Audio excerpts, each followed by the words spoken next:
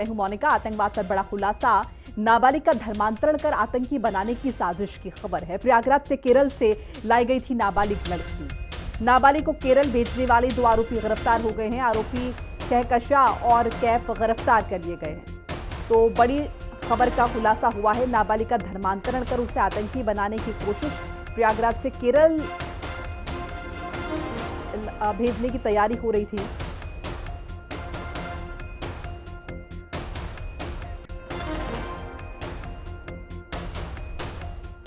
तो देखिए, बड़ी खबर आपके साथ साझा कर रहे हैं, जहां पर धर्मांतरण करने की कोशिश की गई है और लड़की को कहीं ना कहीं आतंकी बनाने की जो है साजिश की गई है। नाबालिग बताई जा रही है। उत्तर प्रदेश का ये मामला है, जहां पर धर्मांतरण और आतंकवाद को लेकर बड़ा खुलासा हुआ है।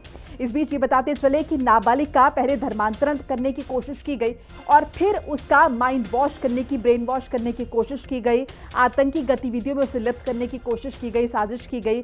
प्रयागराज से जो है केरल ले जाई जा रही थी नाबालिग लड़की, लेकिन वक्त रहते पुलिस को पता चल गया। नाबालिग को केरल भेजने वाले दोनों आरोपी जो है वो गिरफ्तार हो गए, पुलिस के हत्थे चढ़ गए। आरोपियों का नाम जो है वो कहकशा और कैफ बताया जा रहा है। इन्हें गिरफ्तार जो है वो पुलिस द्वारा कर लिया गया है। तो एक बार फिर से इस तरह की घटना जो है वो सामने आई है। साजिश में शामिल 2 आरोपी गिरफ्तार कर लिए गए हैं और गंभीर ये काफी मामला बताया जा रहा है, क्योंकि सिर्फ धर्मांतरण का मामला नहीं है। ये धर्मांतरण करने के बाद कहीं ना कहीं ब्रेन वॉश करने की कोशिश की गई है और वो जो लड़की थी, नाबालिग लड़की, उसका ब्रेन वॉश कर कहीं ना कहीं उसे आतंकवादी गतिविधियों में शामिल कराने की कोशिश की गई थी।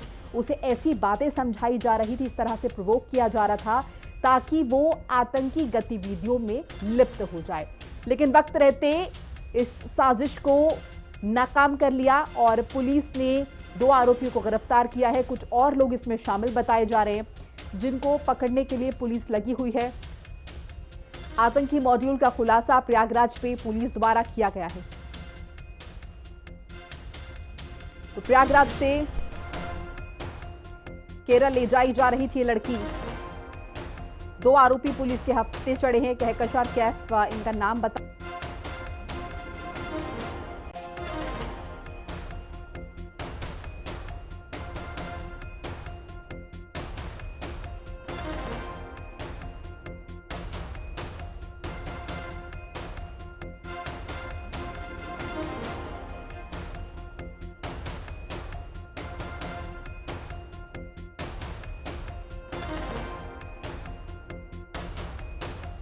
नाबालिग लड़की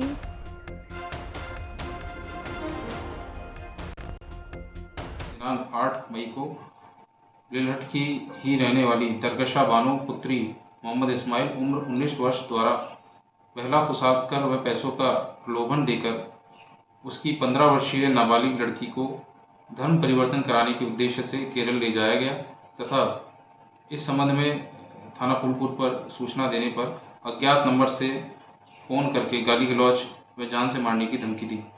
इस सूचना पर सहायक पुलिस आयुक्त फूलपुर द्वारा पीड़िता के घर पर जाकर उससे वार्ता की गई तथा घटनाक्रम और घटनास्थल का निरीक्षण किया गया।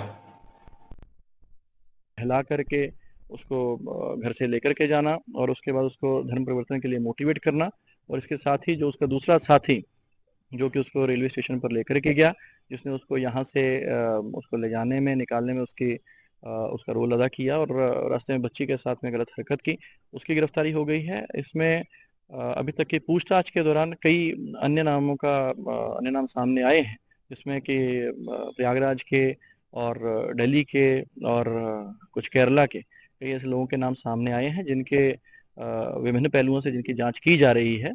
और हमारी अलग अलग टीमें जो हैं, इसमें जो अलग अलग पहलू आए हैं उनकी जांच कर रही हैं और आगे और लोगों की गिरफ्तारी करके इसमें कार्रवाई की जाएगी। देखिए, अभी जो उत्तर प्रदेश पुलिस है उसके द्वारा ये जांच अभी हमारे द्वारा की जा रही है।